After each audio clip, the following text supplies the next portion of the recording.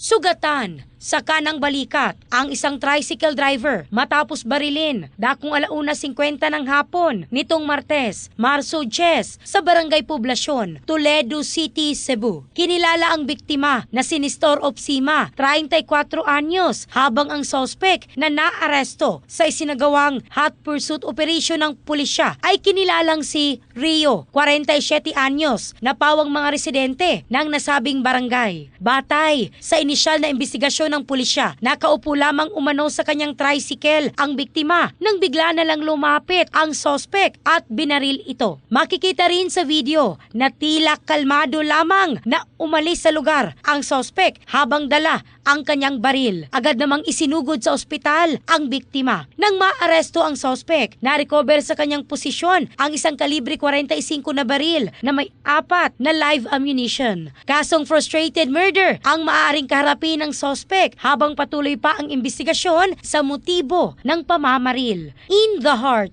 of changing lives. Ako si Michelle Craste ng Brigada News Philippines, the Music and News Authority.